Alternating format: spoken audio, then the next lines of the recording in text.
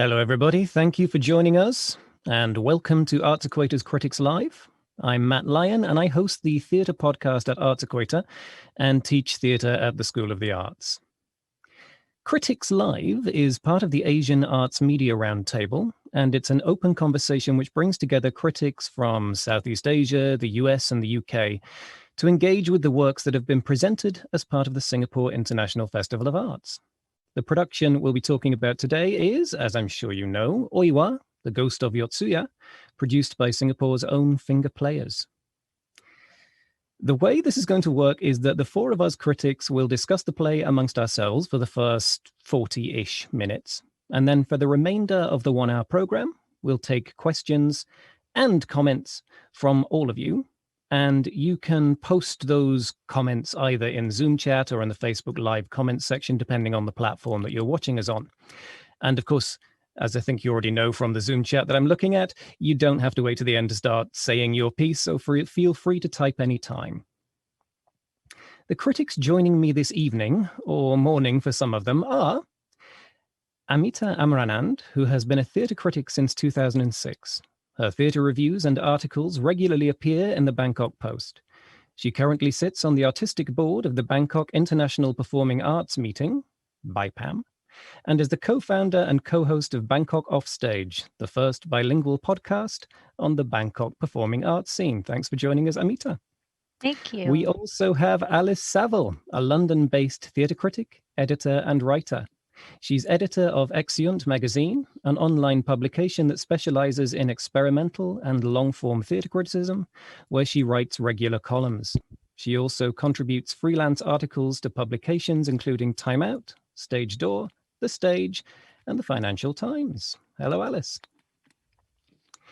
And we also have Taisuke Shimanuki, who is an art writer and editor born in 1980 and based in Tokyo and Kyoto. He writes and edits for art and culture magazines and websites such as Bijutsu Techo and Sinra.net, among others. His latest work was in the production and writing of a book related to Pratana, The Portrait of Possession, by the novelist Uti Hamamu, director Toshiki Okada of Cheltfitch, and performed by Yuya Sukahara in Tokyo in June 2019. Hello, Taisuke. Yeah. Now, I'm the only one of us in Singapore, and so I'm the only one who watched the show live in the Victoria Theatre, with everybody else seeing the filmed version online, which of course I've also seen. I'm pretty sure most of the people watching have also seen the show either in person or online, otherwise why are you here? But maybe you're here because you love watching us all talk. In that case, a quick reminder, OIWA is a retelling of a traditional Japanese ghost story in which a jilted wife haunts her money-grabbing husband for his many transgressions. And it was staged in a very interesting way, with masked human actors pretending to be inanimate puppets, which are then brought to life by black-clad, semi-invisible puppeteers standing behind them. It's not something you see very often, I think. We're going to begin the discussion proper by asking Taisuke to tell us about the origins of the OIWA story in Japanese folklore and what changes playwright Zhong Tse-Chien has made in his retelling. Now, Taisuke will be speaking in Japanese, so assuming you're watching us on Zoom and need an English translation, then if you roll over the bottom of your Zoom screen where the bar appears, you'll see an interpretation button, and you should select English. And then, fingers crossed, you will hear an English translation whenever Taisuke speaks. Also, if you'd like to read subtitles of what we're saying, you can turn on the closed captions feature in much the same way. And if you run into trouble with any of this, please ask a question in chat, and our tech team will support you. Okay, so with all that out of the way, Taisuke, how did this production of OIWA relate to the original story? Thank you, Matt. The title of this production is OIWA. In Japan, it's called The Ghost Story of Yotsuya. And it's a very popular production, not only for performing arts audience, for general public, it's a very familiarized horror story. This production, OIWA, for me, as a Japanese, it's a very spectacular, strong entertainment production. Of course, there are some scary aspects too. But in Japan, it's more like a chic, subtle kind of horror production or more abstract production. Productions are more popular. But in Japan, there are varieties of stories of OIWA. So let me briefly explain the original story of OIWA. So in this production, the Tamiya is the main character. Tamiya and OIWA are a husband and samurai husband and his wife. But Tamiya is such a bad person and described as a villain.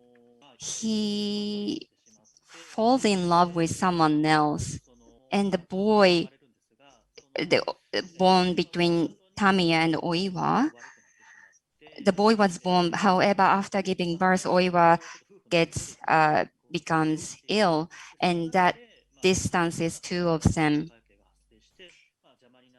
And meanwhile, Tamiya falls in love with someone else and kills OIWA.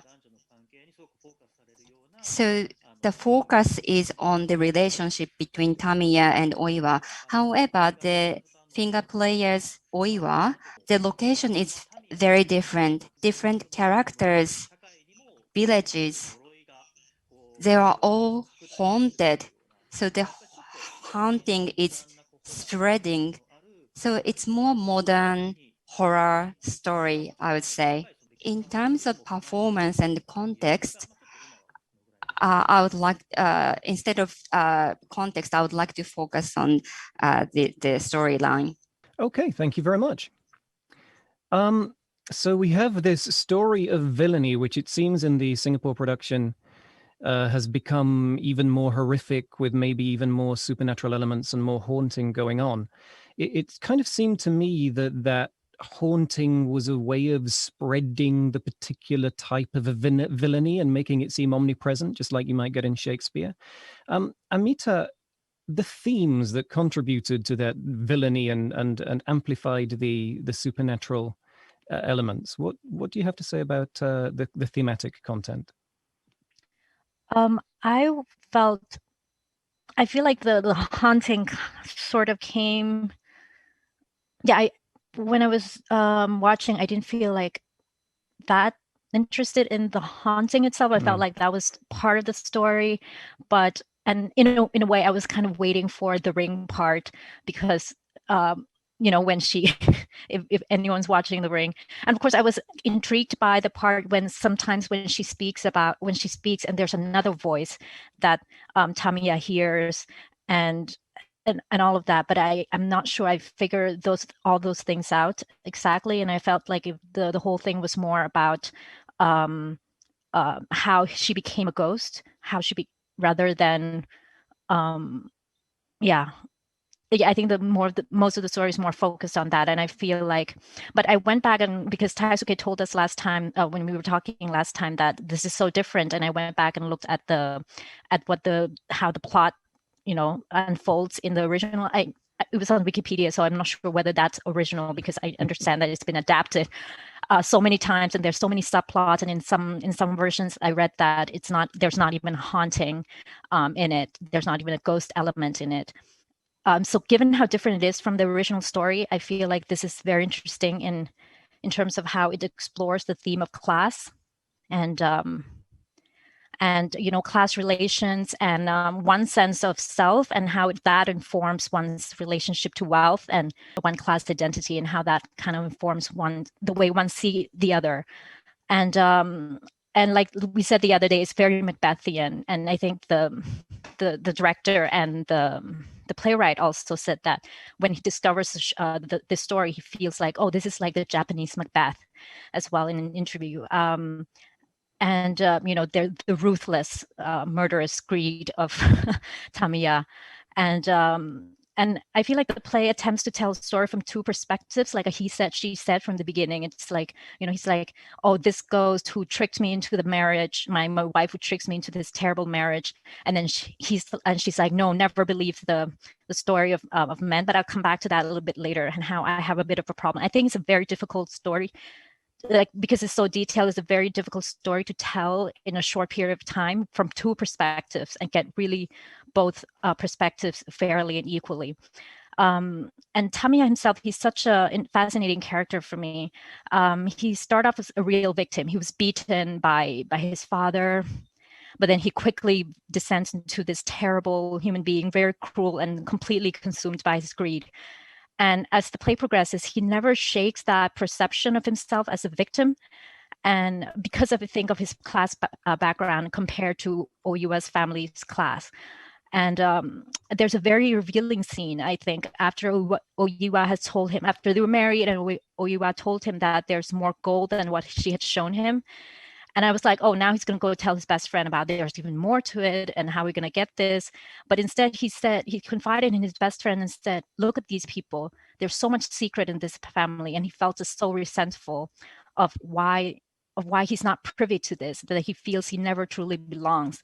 And I feel in the end, he never, like, to them, he's always the poor man or the outsider, an undeserving man. And in the end, he blames OIWA and her family for his demise as well, and saying that this has always been the war against the rich, the rich and the poor, the rich against the poor.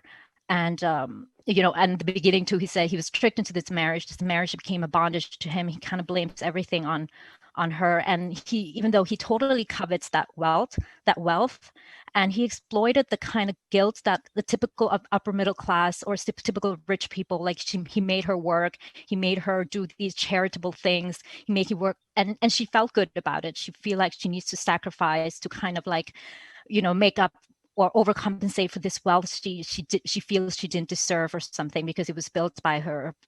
It became from her father, and it didn't even come exactly from her father. Her father kind of found it accidentally. But it comes to greed. He's obviously the greediest, but OIWA and her father also has certain kind of greed, and they kind of covet things that are in some destructive way too. They kind of covet things that that they probably feel never belong to them. Tamiya, I think, first coveted something that's not as simple as material wealth, but rather a sense of power or status and acceptance that he felt, oh, this can belong to him if he marries into this very rich family.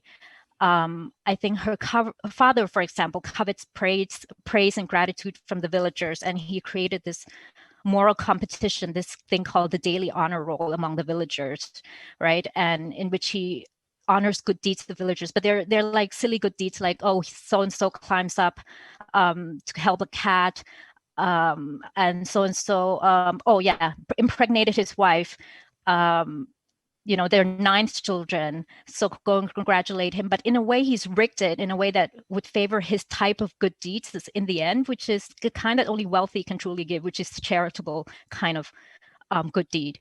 And, so he treats the village as his charity case, which means he has to give only so much for people to be happy, but not so much that they no longer need this harvest, because there's this annual harvest that his entire family gives every year. And OIWA, she covets Tamiya's love, right? She asked him to marry her after her sister dies, knowing he has never loved her. And in a way, all these relationships, all these main relationships in the play are very transactional. OIWA's family and the village, very transactional. OIWA and Tamiya, like her father, who buys respect from the villagers through the harvest, through this honor roll game. She buys love from Tamiya, perhaps not intentionally, but she gives him access to her wealth in return for marriage to him. And like I said earlier, I feel like the stories didn't do so much. In general, I really loved the play and the whole production and the storytelling. But my problem was that the writing at the end, when Tamiya is haunted by OIWA's ghost and says to her that it has always been about the rich against the poor, and she says suddenly, no, this is not what this is about. It's about men against women. And I feel like I was like, so is that? At that part, I was kind of thrown off, and I was like, wait, is that the playwright wanting to say that? The playwright wanting to say that this is OIWA's perspective? Because I never felt that was the case throughout the play. But or is it the playwright's attempt to be like, oh, by the way, we kind of want to address this issue of men against women or the gender issue, but it never kind of occurs, so we kind of stuff it in there, you know, to say that, oh, it's also about this, it's about this gender war. And I feel like the only gender issue, I was kind of like, what if we could do like a gender swap thing? And then I realized, oh my God, this maybe the only gender thing that could be explored, that could be interesting, is that they kind of flip the gold digger trope on its head. You know, he's literally almost like the gold digger in this story. Yes, I also thought that that the male-female dynamic came in rather unexpectedly, and I wasn't exactly convinced to learn that that was what it was supposed to be all about.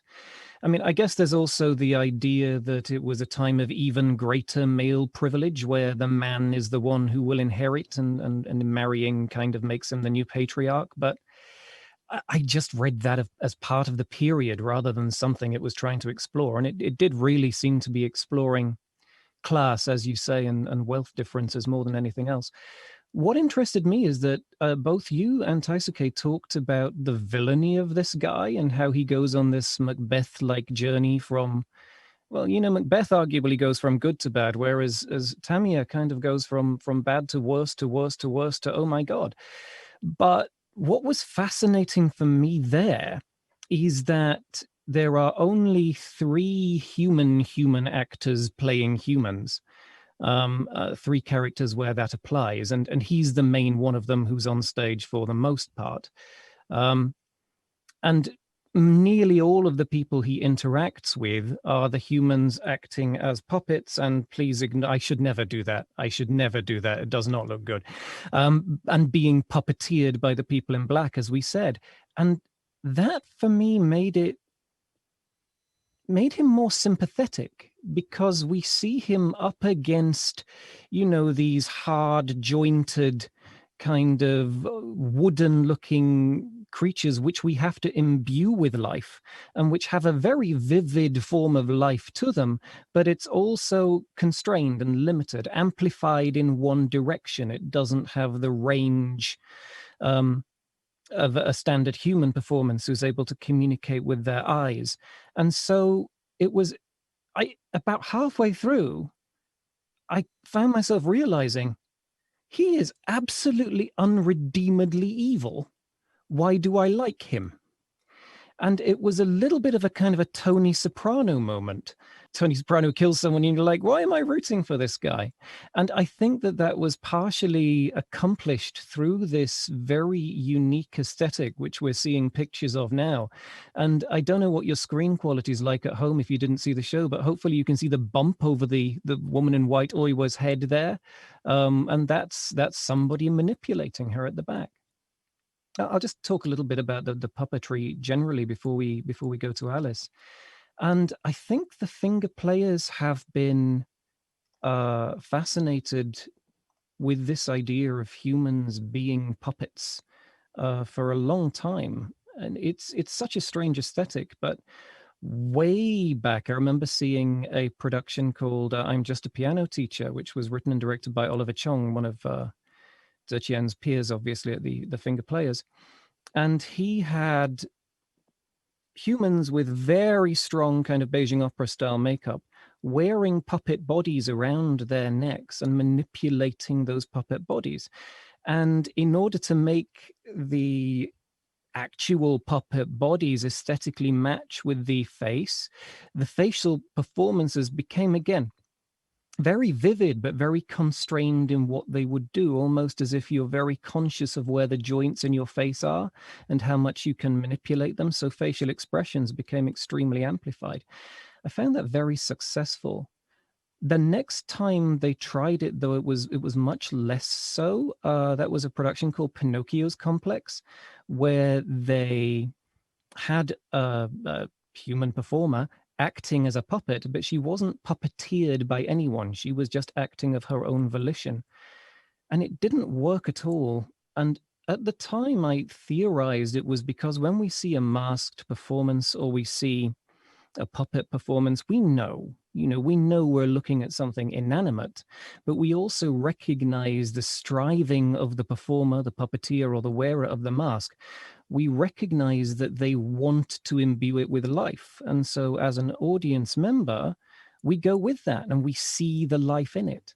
On the other hand, I thought at the time that if we see a human acting inanimate, then equally we go with that intention and we start seeing that the human performer is lifeless and uninteresting. So I thought that it was, having a human act full body as a puppet, I thought that was never going to work. But then a production called Shunkin came to Singapore, where we saw this manipulation of a human body, this puppeteering of it, and it was incredibly effective. And it has this uncanny valley kind of look, which is haunting in itself and pulls you in and makes you question who are the figures that are puppeteering us in real life. And I think it boils down to the idea that you need, if you're going to act as a puppet, you can't do it with your own volition and your impulses. I think you maybe need to channel somebody else's impulses. So the puppeteers at the back, often they just had like one hand on the puppet actor's back and maybe another hand on their arm to help them gesture. But of course, it's still the case that the human puppet is doing a lot of the work. That is not enough to control a whole body. But it appears that the impulse is able to create that sense that this is an inanimate object which wants to come to life, and the audience goes with that idea. Indeed, the only times I found it unconvincing was there was a clump of a kind of a chorus of three characters who traveled around sometimes on stage and made announcements. And often the puppeteer would only have their hand on one of them and the other two were still acting. And at that point, it didn't look right. It didn't look right for me. It was very odd. Of course, the design for this entire production is quite spectacular. I was lucky enough to see it in person. So the puppets are part of that, the mask, the beautiful costumes.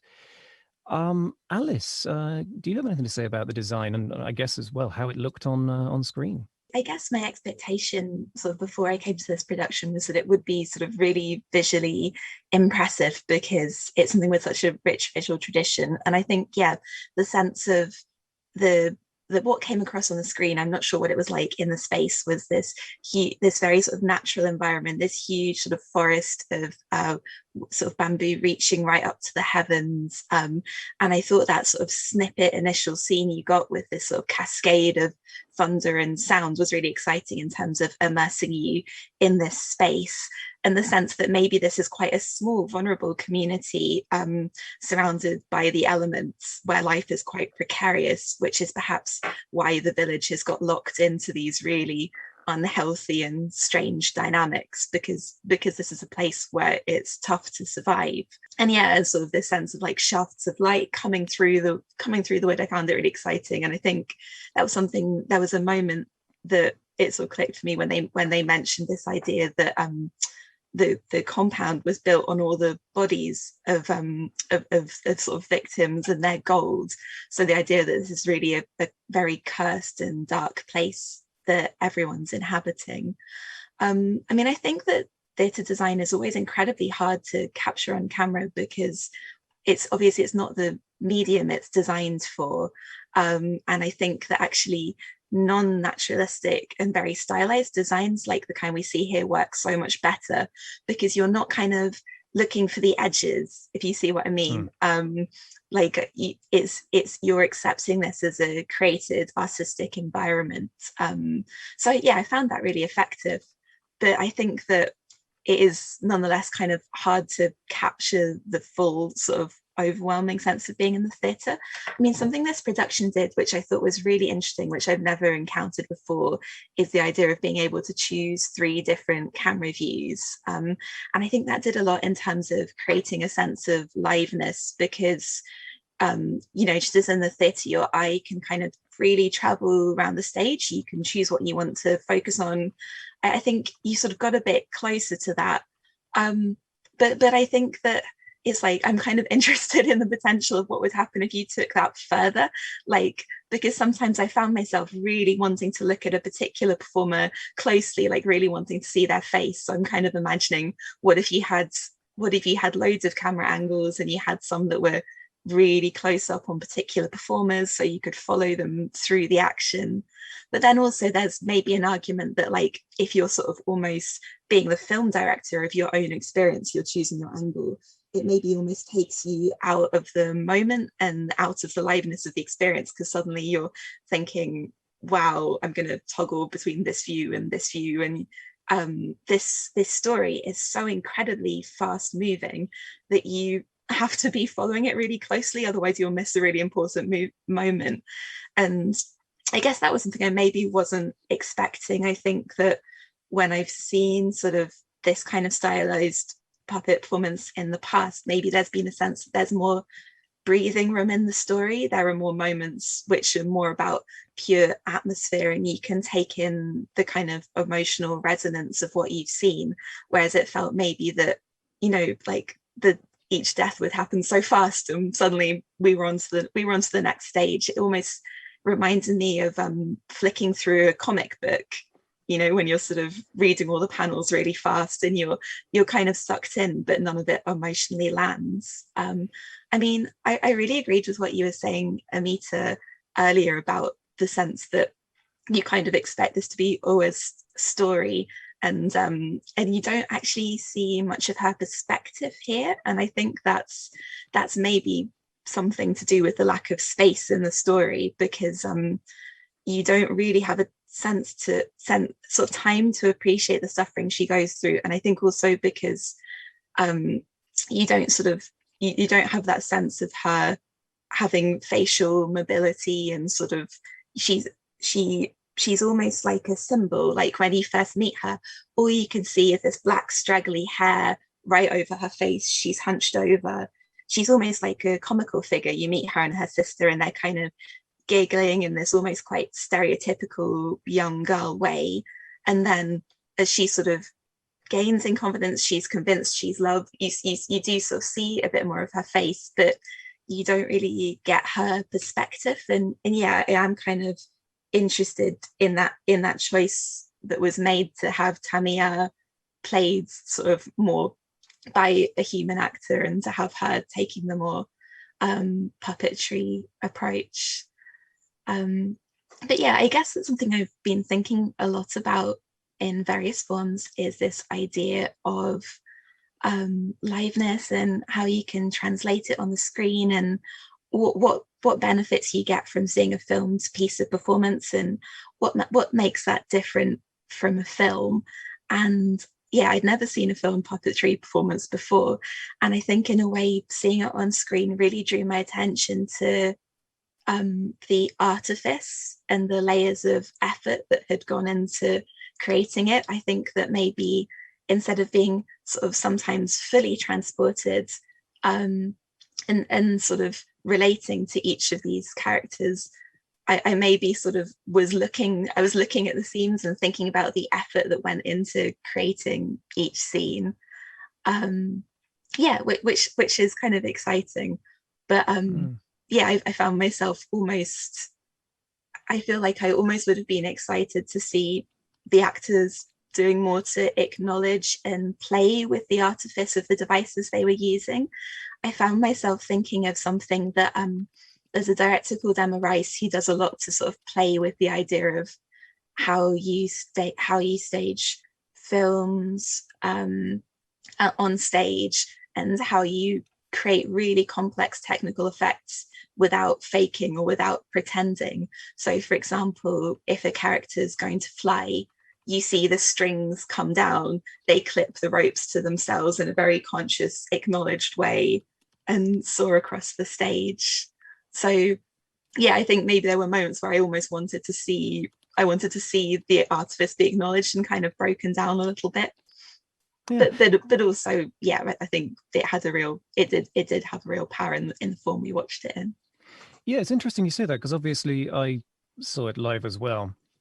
And you do get more immersed watching it live. Although you're sitting in the darkness, those incredibly high contrast streams of light that were put all over the stage really seem to surround you. And when you're looking at a screen, it's so flatly presented. Fair enough, it was a very 2D presentational performance, deliberately so, but it flattens out so much in the screen that I did find my eye wandering to the SIFA logo in the top right, which was bright white, and they didn't put any opacity, they didn't put any transparency on, so it was all the way through. And then you've got the numbered cameras that you can choose from at the top, and yes, you do also, I think, when you're investigating that, also want to investigate the artifice of the performance, and you can yourself, as you said, curate your own performance. How did you respond to that, Amitha, the idea of curating your own performance there?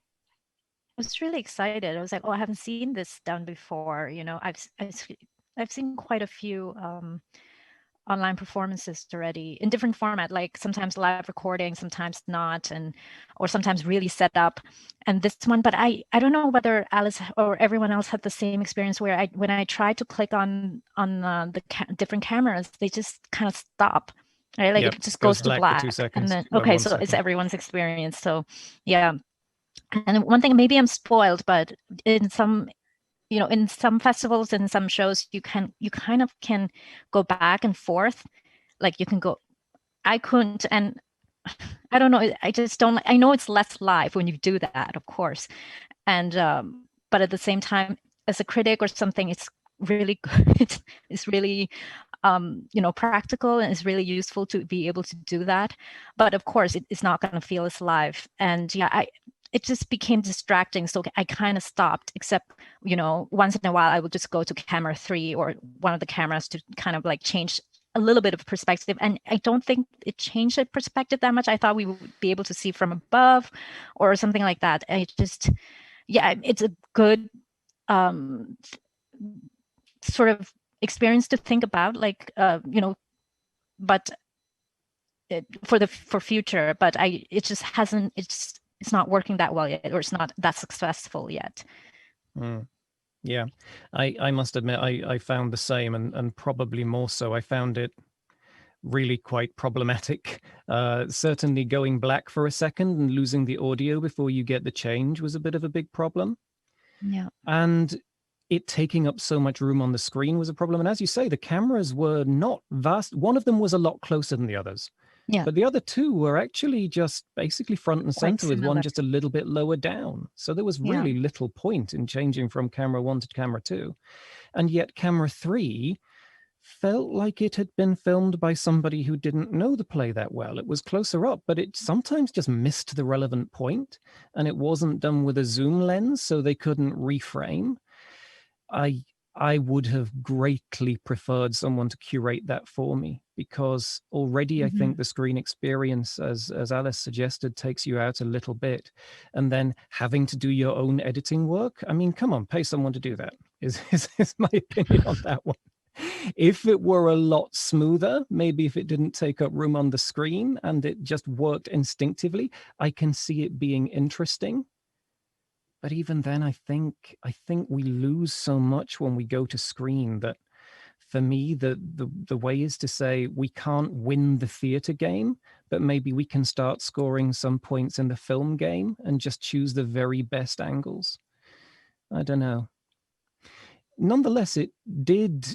I think it was a high quality recording where you could always see what was going on, and it's streaming, so it's, it's probably not Blu-ray level or anything like that, but not too bad. And it was able to show off some absolutely beautiful design and performance techniques that apparently are somewhat inherited from Japanese traditions. Will I try and pronounce them? Kabuki, and then another one, I'm going to let Taisuke tell us about those, please. そうですね。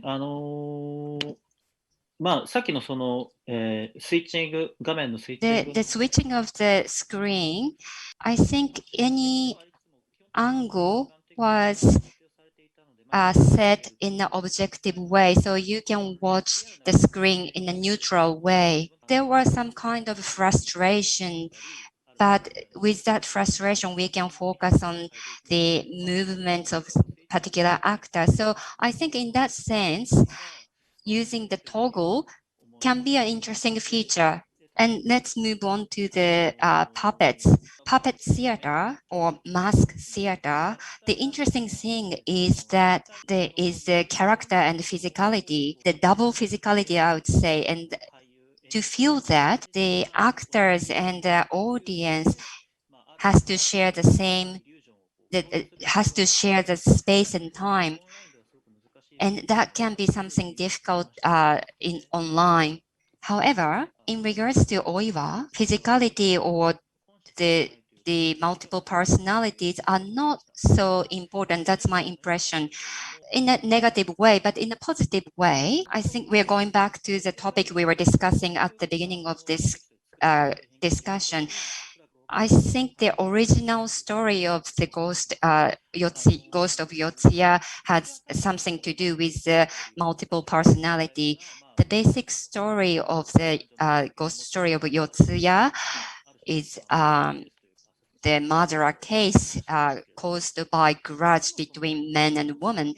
The original story was developed by Namboku Tsuruya, and back then, the scenes from the Ghost Story of Yotsuya were performed alternately with other production. So in total, they spent 2 days to perform those 2 performances. The other production is called Chushingra. This story is more popular and famous in Japan. Let me briefly explain the story of Chushingra. There's 2 areas governed by feudal laws. The powerful feudal lord was treating the other feudal lord very poorly. And one day, the feudal lord who was being treated poorly got really upset and swung his sword and injured him. And as a result, the whole area was destroyed. And the retainers of that feudal lord established an army to take revenge on the powerful feudal lord. So that's the basic story of Chushingra. The ghost story of Yotsuya took place in the same era. So it's like a side story of Chushingra. So the reason why they performed those 2 productions at the same time is because one, to gain more audience because Chushingra was very popular, but also it really shows the samurai society, like bureaucratic society. And however, the ghost story of Yotsuya is more civic society. And so you can compare those 2 societies. And I think that's the thinking behind those 2 performances together. The Hayashi family, that's the family that OIWA belongs to, in the original story, this family isn't a wealthy family. So the reason why the finger players focused on the wealth, I think it's a strategy for them to sort of criticize this structure of wealth and poor, to have some critical viewpoint of the current society. So this production maybe refers to the modern history of Singapore or Southeast Asia, perhaps, where absolutely. the relationship between poor and rich. I think that was very interesting. Yes, and to me, despite the aesthetic, which is so obviously traditional, it may be innovative in the in the way that the human puppetry was handled, but the aesthetic's so traditional. But it did really feel quite up to date in what it was saying, at least in the critique of class. Shall we, since we've had about 40 minutes of this, shall we go to some questions? I believe they will magically appear. We have from Max. I feel puppetry is an interesting form to tell this story as it turns the stage into a giant puppet show stage where we have to use our imagination to fill in the gaps. Did any of you feel yourselves filling in those gaps and kind of mentally painting the stage? Maybe I'll start a little bit like that. In the theater, I think we got a little bit more of a sense, obviously much more of a sense of the 3D and the depth, especially if you were watching, I think it was camera 2. your eyes were absolutely level with the floor, so that when people moved away from you, they didn't appear to move away, they just appeared to get smaller, which was an interesting effect. But obviously seeing it live, I was aware of this kind of cavernous stage, which is so often essentially painted black and just interrupted by very, very focused bright beams of light. And it did make you often imagine what's going to just step out into the light quite a lot of the time. It was very much a proposition of you're either brightly lit and incredibly present, or you're not there at all. And that really facilitated kind of suspense and shock tactics and made me imagine things that weren't even there a lot of the time. Does anybody else have any thoughts about that? そうですね。じゃあ僕から。はい。Let me say a few words. So, kabuki, for example, there are some methods where actor plays a puppet and human at the same time. It's called the ningyoburi technique. What's unique about this is the actor who plays the role, however, all of a sudden, without any clue, that same person starts acting a puppet and then go back to a human. So historically, it's not the mainstream. It's not authentic according to the Japanese history of kabuki or traditional performing arts. And I think that's because in performing arts, it is important to know that what kind of illusion the actors can provide to audience. And also culturally, the audience can share that kind of thinking. So in that light, the method that used in OIWA influenced the Theatre du Soleil and brushed up the traditional form of puppet theater. So it's more like real actors' performance. That's how I felt. So I felt that that was something that could have been considered lacking. Thank you very much. Yeah, thanks very much for that, Taisuke. Can we have another question, please? It appears. I like being able to flick the cams, but my one issue was that you can't pause it. Somehow watching on a screen, I need breaks in a way that I don't with live shows. Yeah, we mentioned that a little bit earlier, but maybe we can flesh it out. Is there any reason you can think of that we shouldn't be able to pause in our own homes? We shouldn't or we should? Well, either way, I mean, whichever side of that argument you're on. I've prejudiced it, obviously. I think it's stupid, but maybe you can persuade me otherwise. I think we can't deny the fact that it's such. Yeah, it's annoying. Actually, it annoys me every time I have to watch something live online, especially it's just been like this for over a year, and it's just. Yeah, and we can't deny the fact that we're sitting in a totally different reality at home. I was watching this video on the designers of OIWA, and at one point the sound designer who was like, "Oh, we're the second-class citizen because visual comes first," and I was just like, "Yeah, I don't get the atmosphere, when you do these things, and it really robs us of a lot of things." But so when you're on, but yeah, I get distracted way easier. My behavior is totally different when I'm at home watching, because I would never pull up a phone when I'm bored.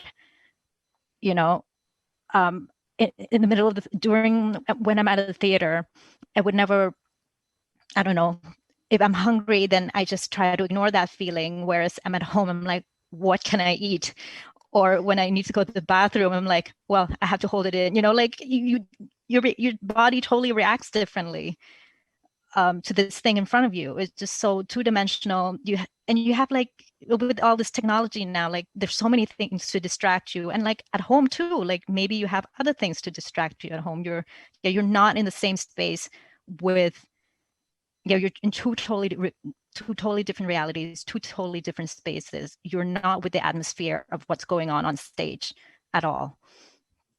So yeah, I would prefer, as a critic as well, I prefer to be able to take notes.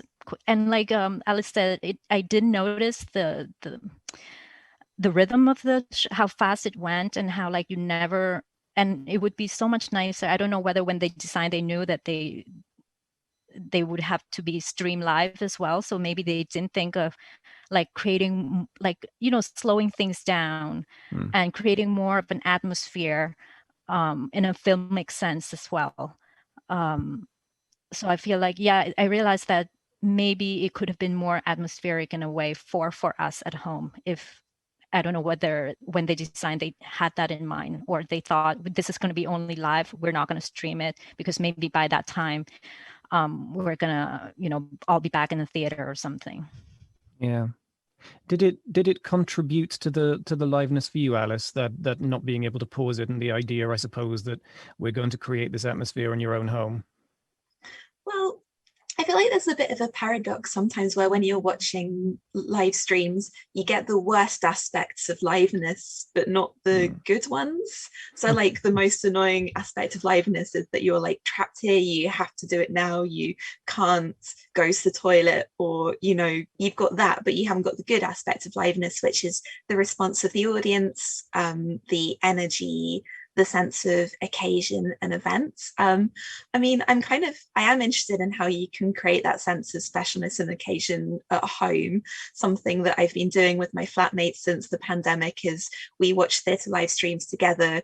We have a meal beforehand, we turn off all the lights, we're not allowed to look at our phones, we're not allowed to talk, we just have to super focus. And we did an Angels in America day like that, where we watched the whole 7 hours in the dark in the living room. It helped that it was like snowing outside, so it wasn't like a beautiful sunny day that we were missing out on.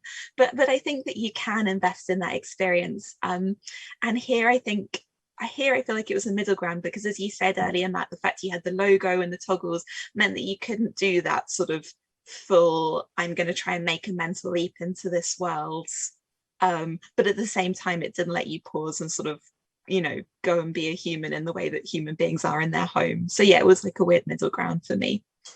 Yeah, interesting. Zurchen did a play last year called Murder at Mandai Camp, which also you couldn't pause, but for the very good reason that it also, you had to go on Telegram, and there was a live chat that kind of supported and interacted with the with the show that you were watching, which was a murder mystery.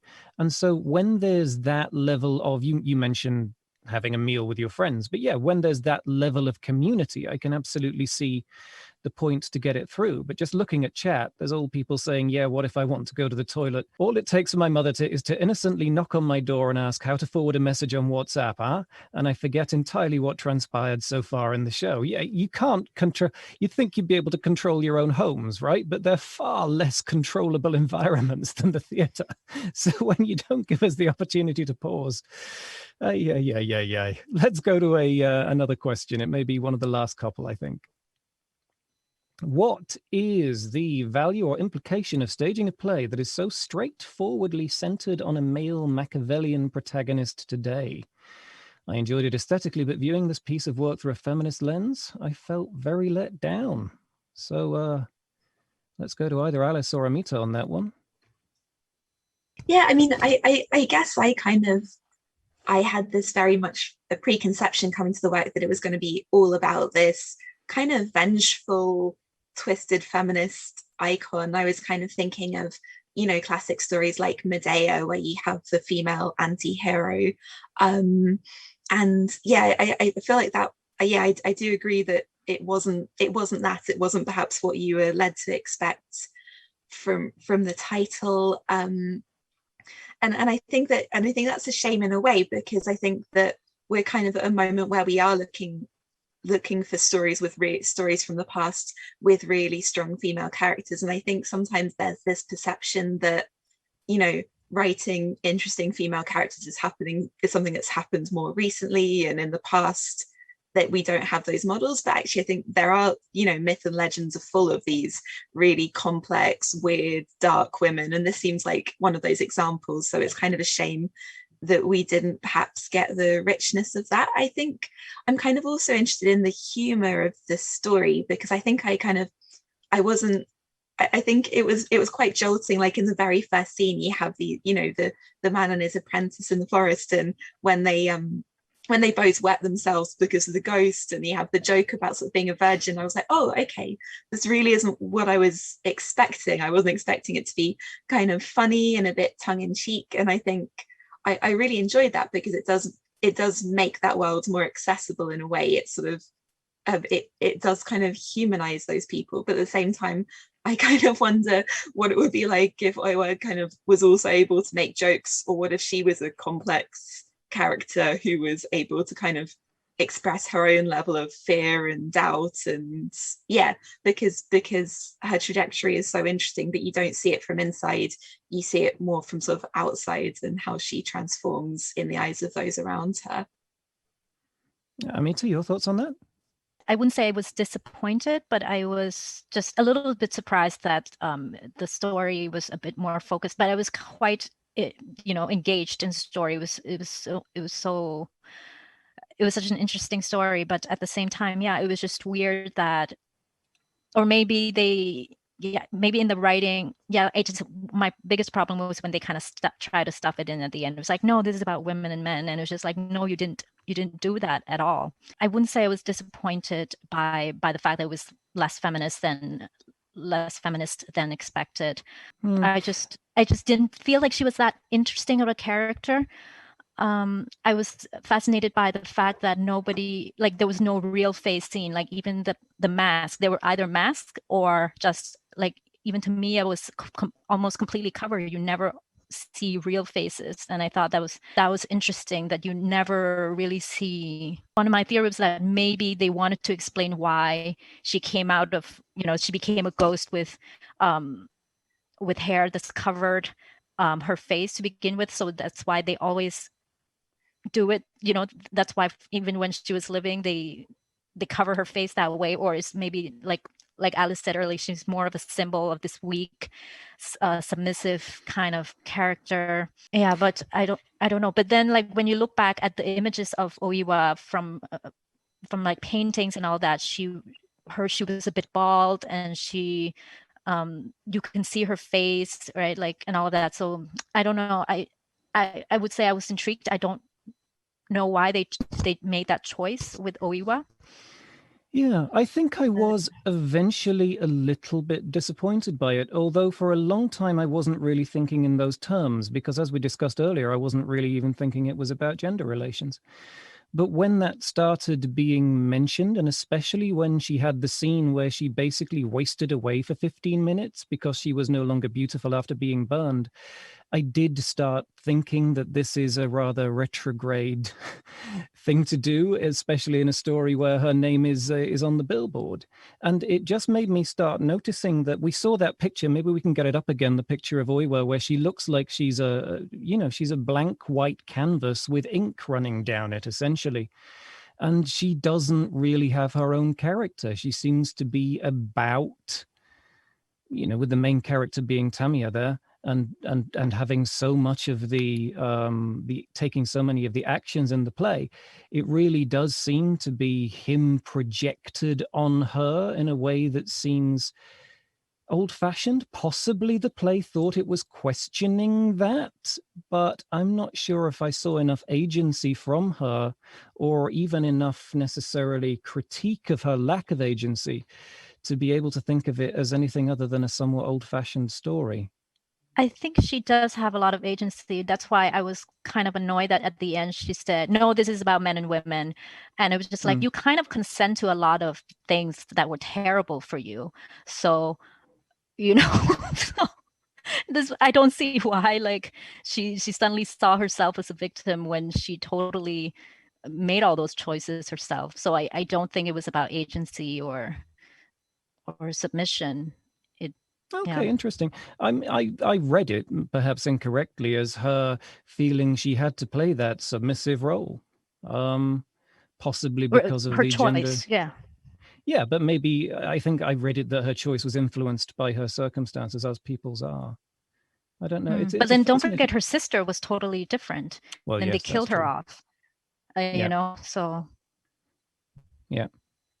All right, shall we go to one final question? Do you feel the horror was more appropriate for the stage, more so than for the screen? since the stage magic was a huge part of the production and the horror for the screen has its own genre conventions. What are your thoughts on the stage magic too?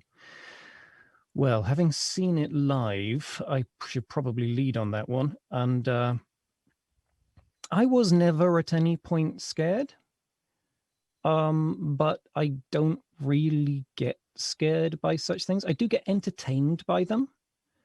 I often think that horror in the theater, even when it's done really well, is something like you get a jump scare and then everybody in the audience laughs.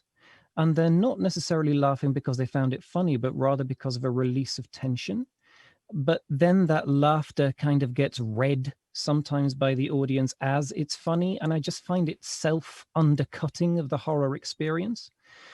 But oddly enough, in the Victoria Theatre this time, because we were so spread out, there wasn't that critical mass of humanity which can result in laughter.